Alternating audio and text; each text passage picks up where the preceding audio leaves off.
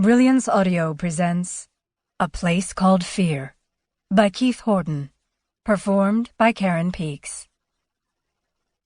In the shade of his straw hat, the manager's face looked like it had been drawn by a child, everything exaggerated and bunched in the middle. "Welcome to Hector's Self-Storage," he announced as he rolled back the gate leading into the facility. "What can I do for you, amigo?" The man kept his hands planted in the pockets of his hoodie as he stepped into the compound. "I'm looking for something private," he said. "As far from the street as possible. Something secure." "In that case, you've come to the right place." A gold tooth lit up an otherwise dull smile. "Just so happens security is our specialty. Come, I'll give you the grand tour."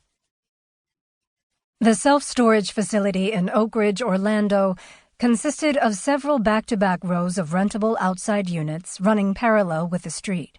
Red roll-up doors set in beige walls. Everything tired and low-key. "I don't see any cameras," he said as he followed the manager. There were none. He'd sneaked around the property in the dead of night, wearing soft-soled shoes and night vision goggles. No security guards either, and certainly no razor wire coiled on top of the walls.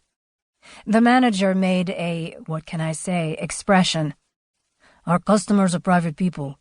What they choose to store here is none of our business. Protecting it, now that is." It seemed like a practiced answer and came across that way. The manager pointed at a window in the corner of the main building.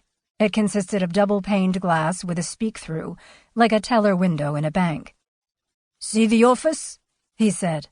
"It's manned 24/7. Through the day, you'll find me there, watching over everything." "And after dark?" Reconnaissance had shown him that no one stayed here after midnight. Lights at the entrance and in the office were left on, and a portable TV, its volume loud enough to hear at the gate, gave the impression that a security guard was on duty, when in fact the place was deserted. "My eagle-eyed cousin works the night shift. Trust me, amigo, nobody comes in or out without one of us seeing it." It was a lie, and another rehearsed response. "Best part," the manager added as they walked across the cracked concrete. "If any unsavory characters come sniffing, we have deterrence." He lifted the flap of his two-tone bowling shirt to reveal a snub-nosed revolver stuffed in his waistband. "Sounds like you have a good system in place." "Only the best in town." The manager chuckled like it was a joke, which was exactly what it was, he just didn't know it. "That's why locals choose Hector's. We meet all your needs." In one sense, he was right. Homework had shown that of the 3 public storage facilities located within a 2-mile radius of Oak Ridge, this was the only one running on a shoestring. The lack of high-tech surveillance equipment was its best selling point. The manager led him to the back of the lot.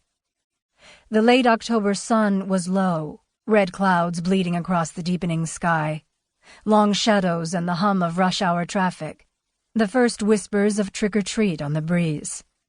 They came to a row of roll-up doors no larger than regular doors.